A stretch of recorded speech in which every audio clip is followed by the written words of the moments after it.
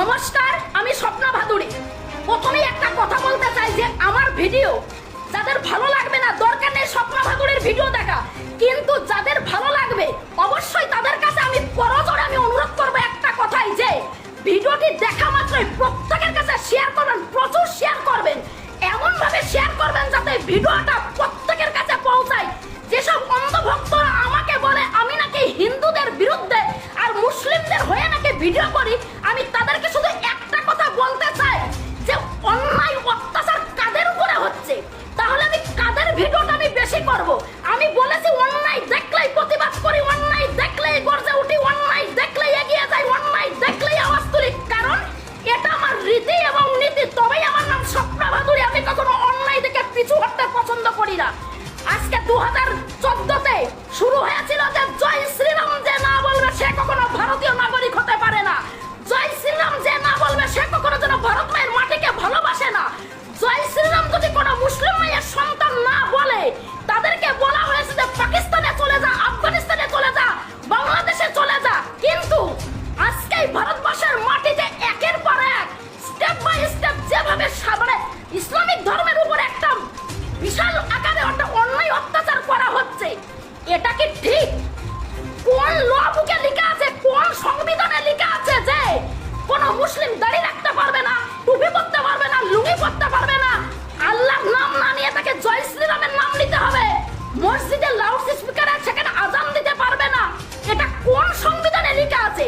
প্রথমেই বলতে চাই যে যেসব অন্ধভক্তরা যারা ধর্মের কালো চশমা ডজন ডজন পরে, যারা জয় শ্রীরামের স্লোগান দেয়, যারা হিন্দুবাদী কথা বলে, যারা মানুষের মধ্যে বিভেদ করে, যারা সাম্প্রদায়িক উস্কানিমূলক কথা বলে, যারা মাটিটাকে উত্তপ্ত করে, যারা ডোমেস্টিক ভাইলেন্স সৃষ্টি করছে এই ভারতবর্ষের মাটিতে, যে মাটিতে একদিকে মন্দিরে পুজো হয়, একদিকে যিশুকে প্রে করা হয়, একদিকে গুরু নানককে স্মরণ করা হয়, একদিকে আল্লাহকে দোয়া করা হয়, সেই মাটিতে এমন এমন ভাবে অত্যাচার করা হচ্ছে, এইটা কিন্তু কখনোর জন্য ভারতবাসী মেনে নেবে না। কারণ ভারতবাসী সকলেই সাম্প্রদায়িক না, ভারতবাসী সকলেই সাম্প্রদায়িককে পছন্দ করেন না। এই ভারতবর্ষের মাটিতে যত আমার ভারত মেয়ের সন্তানরা রয়েছে, যার মধ্যে হিন্দু, মুসলিম, শিখ, ইসাই, প্রত্যেকটা ধর্মের মায়ের সন্তানরা, তারা ভারত প্রেমী, তারা মাটি প্রেমী, তারা সমাজ প্রেমী, তারা প্রত্যেকটা ধর্ম প্রেমী।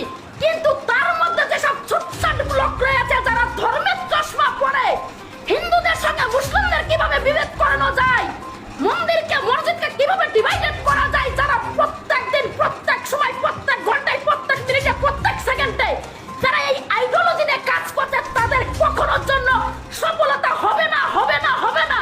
এটা আমি চ্যালেঞ্জ করে বললাম, আমি স্বপ্না ভাদুড়ী, আমি চ্যালেঞ্জ করে বললাম।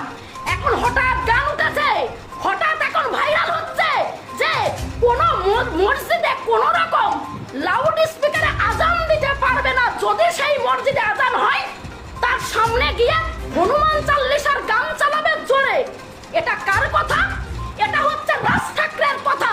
কিন্তু আমি একটা কথা বলতে চাই, আমি আপনাদেরকে প্রায় বলি যে শস্যের মধ্যেই ভূত, সবই মিলিঝুলি সরকার। আমরা ভাবি যে শুধু ভারতীয় জনতা পার্টি হচ্ছে তারা সাম্প্রদায়িকতা, কিন্তু এখন দেখতে পাচ্ছি যে তাদের ভাইপো তাদের অনেক জায়গায় ছড়িয়ে আছে।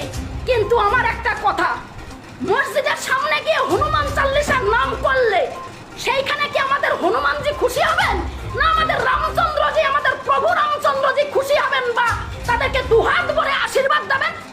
আমরা যদি সাম্প্রদায়িক না করে, আমরা যদি একে অপরের সঙ্গে লড়াই না করে, আমরা যদি শান্তিপ্রিয় ভাবে এই ভারতবর্ষের মাটিতে, রাম রহিমের মাটিতে, সেকুলার কান্ট্রি মাটিতে যদি প্রত্যেকের ধর্মকে সম্মান করি, প্রত্যেকের ধর্মকে শ্রদ্ধা করি, সেটা কি সত্যিই কোনো ভুল হবে? আমি শুনতে চাই যারা এই ধরনের কুসংস্কার চালু করতে, যে হনুমান চাল্লিশা হবে মসজিদের সামনে গিয়ে, যেখানে মসজিদে মাইকে লাউড স্পিকারে আজান হবে, আর যদি মাইক যদি তারা না খোলে মৌলবী সাহেবরা, এটা কোন সংবিধানে লেখা আছে, কোন ল বুকে লেখা আছে? এটা এদেরকে কে এদেরকে এত সাহস দিয়েছে? এই ভারতবর্ষের মাটিতে হিন্দু, মুসলিম, শিখ, ইসাই প্রত্যেকটা ধর্মের মায়ের সন্তানরা তাদের নিজের নিজের ধর্ম তারা নিজেরা অবশ্যই তারা পালন করতে পারবে, কেউ কখনো তাদেরকে বাধা দিতে পারবে না। কারণ আগে জানতে হবে এটা সেকুলার কান্ট্রি, প্রত্যেকটা ধর্মের মায়ের সন্তানরা এই মাটিতে বাস করে। কেন আমরা যদি সকলে একতা হয়ে, ঐক্যতা হয়ে, আমরা যদি হাতে হাত মিলিয়ে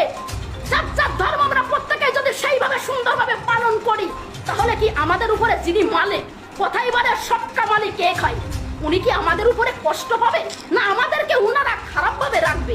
আমার মনে হয় এই যে একটা সাম্প্রদায়িক বিস্ফোরণ হচ্ছে, এইটার জন্য ভারতবর্ষের মাটি হয়তো আগামীতে আমরা সেই মিলন বন্ধনের মাটি, সেই ভ্রাতৃত্বের মাটি, সেই একতার মাটি, ঐক্যতার মাটি, ভালোবাসার মাটি, রাম রহিমের মাটি হয়তো আমরা ধরে রাখতে পারবো না। তাই আসুন আমরা সকলে হাতে হাত মিলে একতা ঐক্যতা হয়ে আমরা প্রত্যেক ধর্মকে প্রত্যেকেই সম্মান করি, প্রত্যেক ধর্মের মায়ের সন্তানরা হাতে হাত মিলিয়ে এই ভারত মায়ের মাটিতে আমরা সুন্দর সুস্থভাবে বসবাস করি। তাহলে দেখবেন আমাদের ভারত মা উনিও শান্তি পাবেন, আমাদের মাটিও শান্তি পাবেন, এবং আমাদের যিনি মালিক এই পৃথিবীতে আমাদেরকে পাঠিয়েছেন উনিও হয়তো আমাদের জন্য উনি অনেক শান্তি পাবেন, যে না, যেখানে সাম্প্রদায়িকতা নেই সেখানকার প্রত্যেকটা আমার সন্তানরা তারা ভালো থাকুক, প্রত্যেকেই ভালো থাকবেন, সুস্থ থাকবেন, সুন্দর থাকবেন, প্রত্যেকের পরিবারকে নিয়ে খুশিতে দিন কাটান।